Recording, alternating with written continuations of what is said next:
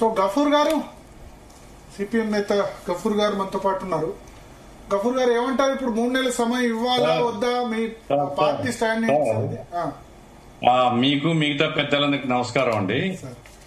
ఇప్పుడు కమ్యూనిజాన్ని మీరు నక్సలైట్లు ఏదైతే ఇప్పుడు తీవ్రమైనటువంటి ఒక అంతర్గత సమస్యను ఎదుర్కొంటున్నారో వాళ్ళ ఫెయిల్యూర్ ను మొత్తం కమ్యూనిజం ఫెయిల్యూర్ గా చెప్పేసి చూసేటువంటి ధోరణి అది సరైనది కాదండి. అది కాదు. Communism is different from naxalism. ఇప్పుడు ఏదైతే భారతదేశంలో 67, 68 లో వచ్చిందో నక్సలిజం పేరుతో వచ్చినటువంటిది, తర్వాత అనేక గుంపులైపోయిన వాళ్ళు ఈ మావోయిస్ట్ పార్టీ ఇదంతా పుట్టుకొని వచ్చాను. నేను దాని వివరాలకు పోను. నా పాయింట్ ఏంటంటే కొంతమందికి చాలా సంతోషం అనిపిస్తుంది, ఆనందం అనిపిస్తుంది. అయిపోయింది, కమ్యూనిజాన్ని తొక్కేసినాం. కమ్యూనిజాన్ని తొక్కేయడం ఈ ప్రభుత్వం కాదు, వీళ్ళ తరం కాదు, వీళ్ళ నాయనతరం కూడా కాదు. కమ్యూనిజం అనేది పేదల ఆకలి నుంచి పుట్టింది. మీరు పేదరికాన్ని పెట్టి, నిరుద్యోగాన్ని పెట్టి, ధరల పెరుగుదల పెట్టి, సమాజంలో సంపద అంతా ఇష్టం వచ్చినట్టు కొల్లగొట్టుకునే అవకాశం కల్పిస్తున్నప్పుడు కమ్యూనిజం ఎప్పుడు చచ్చిపోదండి. కమ్యూనిజం పోరాడుతుంది. ఇప్పుడు మనకు నక్సలైట్ల యొక్క సమస్య వచ్చింది. ఇప్పుడు నక్సలైట్లకు 3 నెలల సమయం ఇవ్వాలా లేదా అనేది. ఇప్పుడు నా పాయింట్ ఏంటంటే, సార్ దయచేసి కొంచెం ఆలోచిస్తే, తెలంగాణ విముక్తి అప్పుడు ఏది నిజాం ప్రభుత్వం నుంచి కేంద్ర ప్రభుత్వం స్వాధీనం చేసుకునేటప్పుడు అక్కడ ఇక్కడ తెలంగాణ ప్రాంతంలో సాయుధ పోరాటం జరుగుతుండింది. కేంద్ర ప్రభుత్వం అధికారంలోకి వచ్చింది. కేంద్ర ప్రభుత్వం స్వాధీనం చేసుకున్న తర్వాత నెగోషియేట్ చేసి ఆంధ్ర మహాసభ పెద్దలతో ఒప్పందం చేసుకున్నారు. ఆ మేరకు ఏంటంటే మొత్తం అందరూ కూడా ఆయుధాలు సరెండర్ చేసేసి విరమించారు పోరాటం. అంతేకాదు, అది వదిలేయండి. ఈవెన్ సోకాల్డ్ బీజేపీ గవర్నమెంట్ ఉన్నప్పుడు నాగాలాండ్ ఒప్పందాన్ని చేయలేదా? నాగాలాండ్ సాయుధ వాళ్ళందరినీ పిలిచి ఒక ఒప్పందం చేయలేదా? అస్సాంలో జరిగిన అజిటేషన్ సమాధానం చేయలేదా? కాబట్టి ఎప్పటికి గాని సోషియో ఎకనామిక్ కాజ్ మీద ఒక పెద్ద ఇంట్రెస్ట్ ఉన్నప్పుడు ఆ సోషియో ఎకనామిక్ కాజ్ ను పరిష్కారం చేయడానికి ఒక ప్రయత్నం చేస్తూ అటువంటి సాయుధ మార్గంలో ఉండేటువంటి వాళ్ళను జనజీవన స్రవంతిలోకి తీసుకుని వచ్చి, అయ్యా మా వైపు నుంచి కూడా మేము సమాజం యొక్క అభివృద్ధి కోసమే ఉన్నాము, మీరు తొందరపడి ఇటువంటి పోరాటంలోకి పోవాల్సిన పని లేదు, మేమే చేస్తాం అభివృద్ధి అని నచ్చ చెప్పొచ్చు, ఆ ప్రయత్నం చేయొచ్చు. కాబట్టి ఇప్పుడు రాజశేఖర రెడ్డి గారు ఉన్నప్పుడు వాళ్ళు చర్చలకు వచ్చినారు, చర్చలు జరిగినాయి. చర్చల సందర్భంలో తర్వాత నర్సిరెడ్డి గారిని చంపారు, అవి ఇవి ఉండొచ్చు, ఆ ఎన్కౌంటర్ జరిగి. నా పాయింట్ అంతా ఏమంటే, ఇప్పుడు నక్సలైట్లు సార్ చాలా మంది చనిపోయినారండి. మేధావులమ్మ ఇక్కడ కూర్చున్నటువంటి వాళ్ళు చాలా చాలా కృత్రిమ మేధావులు ఉన్నారు. ఇంజనీరింగ్, డాక్టర్లు, ఎంతో ఉన్నత చదువులు చదువుకున్న వాళ్ళు తమ ప్రాణాలని తృణప్రాయంగా భావించి చనిపోయినారు. నేను చెప్పేది ఏమిటంటే సిద్ధాంతం తప్పు. సిద్ధాంతం తప్పు తప్ప దానికోసం బలిదానాలు ఇచ్చినటువంటి వాళ్ళని కూడా మనం కనీసం గౌరవించాలి. ఇప్పుడు చదువుకుంటే అంటే ఇప్పుడు మన టెర్రరిస్టులు అందరూ డాక్టర్లు సార్, కరెక్ట్ అన్నారు.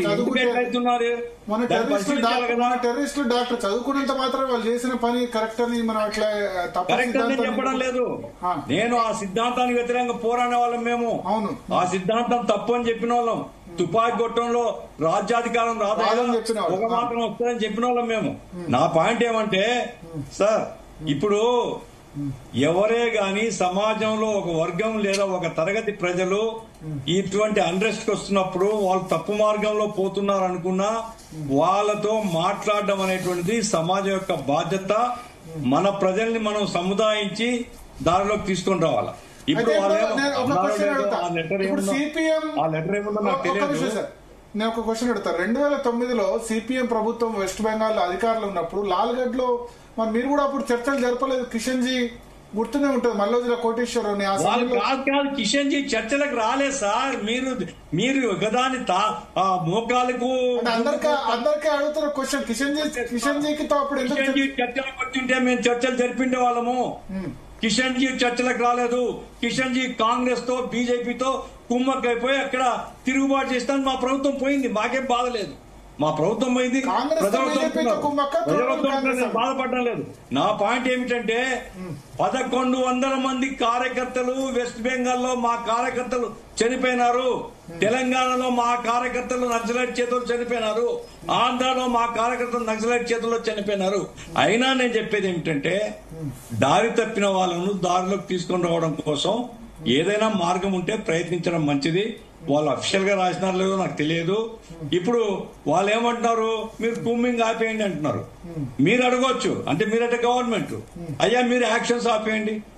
మీరు ఎక్కడ ఈ పోలీస్ ఏజెంట్ అనో అదనో ఇదనో మీ వైపు నుంచి పొరపాటు జరిగితే మళ్ళా మేము మా యాక్షన్ మేము తీసుకుంటామని చెప్పొచ్చు. అట్లాగే ఇంత సాయుధ బలగాలు ఉండేటువంటి ఈ దేశంలో ఆఫ్టర్ ఆల్ ఒక 50 మందో 100 మందో 200 మందో తిరుగుబాటు చేస్తా ఉంటే పిచ్చోళ్ళు అంటారు వాళ్ళని. ఈ దేశంలో అంత సులభంగా ఈ 200 మంది 300 మంది తిరుగుబాటు చేసే పరిస్థితి అది పోయింది. అది కాబట్టి వాళ్ళకు తెలివి రావాలా, ప్రభుత్వం మానవత్వంతో ఏదైనా అవకాశం ఉందో పరిశీలించాలా. నిజంగా వాళ్ళు రాసింటే లేదు అనుకుంటే మరి మనం చేయగలిగేది ఏముందండి, తీసుకొని పోయి చంపేస్తున్నారు. సార్ ఇవన్నీ ఎన్కౌంటర్లు కాదు, కొన్ని ఎన్కౌంటర్లు ఉన్నాయి, కొన్ని తీసుకొని పోయి చెప్పేస్తున్నారు. ఏపీలో జరిగింది కదా హిడ్మా ఎన్కౌంటర్, మీకున్న సమాచారం ఏంది? ఏపీలో జరిగింది నిజమైన ఎన్కౌంటరా బూటకపు ఎన్కౌంటరా? సార్ ఇప్పుడు నిజమైన ఎన్కౌంటర్ అవునా కాదా అంటే నా దగ్గర ఆధారం ఉండాలా. నేను గాల్లో రెండు రకాల వాదనలు ఉన్నాయి. అయితే నేను ఒక్కటి అడుగుతాను సార్, మీకు మారేడుమిల్లిలో ఒక ఎన్కౌంటర్ జరిగితే మరుసటి రోజు కూడా ఆనే ఉంటారు నక్సలైట్లు, రండి మమ్మల్ని చంపండి మమ్మల్ని చంపండి. బుద్ధున్నోడు ఎవడన్నా మాట్లాడతాడు ఈ మాట? మరుసటి రోజు 8 మంది చంపేసినారు. ఒక చోట ఎన్కౌంటర్ జరిగితే సుదూర ప్రాంతానికి వెళ్ళిపోతారు కదా ప్రాణాలు కాపాడుకొని, ఎవడైనా కానీ. కామన్ సెన్స్ కదా ఇది. మళ్ళా మీరు మరుసటి రోజు ఇంకా ఎందుకు అదే దాడుల్లో పడేస్తాం కానీ 8 మందిని పడేసినారు. అది బూటకపు ఎన్కౌంటర్ లాగా అనిపిస్తుంది అంతేనా? సెకండ్ మాత్రం నేను క్లియర్ గా చెప్తాను సార్, సెకండ్ ఎన్కౌంటర్ మాత్రం అది పట్టుకొని పోయి చంపేసిందే. అందుకోసం నేను ఇప్పుడు ఏమంటున్నాను, పోలీసు వాళ్ళు పరిష్కారం చేయలేరండి. ఇది గవర్నమెంట్ స్థాయిలో అమిత్ షా గారు, మోడీ గారు మానవత్వంతో స్పందించి ఏదైనా దారి తప్పినటువంటి వాళ్ళను ఒక దారిలోకి తీసుకొని, ఇప్పుడు మీరు మన రోజులు వేణుగోపాల్ లొంగిపోయినాడు, ఆయనకేమో గెస్ట్ హౌస్ లో పెట్టి అన్న సౌకర్యాలు ఇస్తున్నారు. 3 నెలలు మీరు యాక్షన్ చేయకూడదు, ఎక్కడ ఎవరి మీద పోకూడదు అనే కండిషన్ ఏమైనా పెడతారా? పెట్టండి. ఆ రూపంలో దారి తప్పితే వాళ్ళందరూ తిరిగి దారిలోకి తీసుకుని వస్తే మంచి పేరు వస్తుంది. లేదు మేము చెప్పదలుచుకున్నాం, మీ ఇష్టం, దానికి మేము చేసేదే ఉంది. మేమైతే నక్సలైట్ సిద్ధాంతంతో మేము భిన్నంగా ఉన్నాం, నక్సలైట్ సిద్ధాంతాన్ని వ్యతిరేకించాం. నక్సలైట్లు మా కార్యకర్తలను కూడా చంపినారు. అయినా వాళ్ళేదో స్వార్థం కోసం వెస్ట్ బెంగాల్ లో 1100 మంది చెప్పారు కదా, తెలంగాణ ఆంధ్రప్రదేశ్ లో ఎంతమంది బలయ్యారు కమ్యూనిస్టులు? ఇప్పుడు భద్రాచలంలో మా వాళ్ళని చంపారండి, ఖమ్మంలో మా వాళ్ళని చంపారండి, నల్గొండలో చంపారండి ఒకరినో ఇద్దరినో, నెల్లూరులో మా మాలకొండని చంపారండి.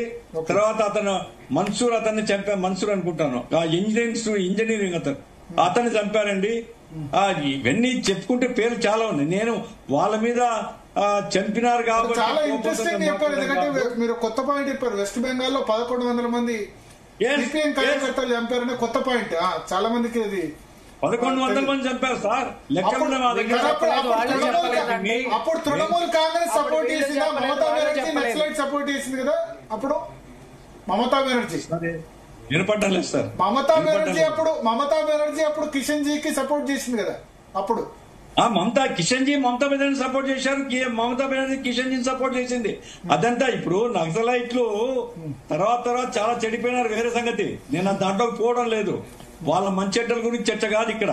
నా పాయింట్ అంతా ఏమంటే, ఎవరైనా కానీ అయ్యా మేము సరెండర్ అయిపోతాం మమ్మల్ని చంపొద్దు అంటే ప్రభుత్వం, వ్యవస్థ, రాజ్యాంగ యంత్రం అది కొంచెం మానవత్వంతో ఆలోచించి హింసను అవాయిడ్ చేస్తే మంచిదనేది మా సూచన. అవాయిడ్ చేస్తారా లేదా వాళ్ళు తెలుసుకోవాలా. ఓకే.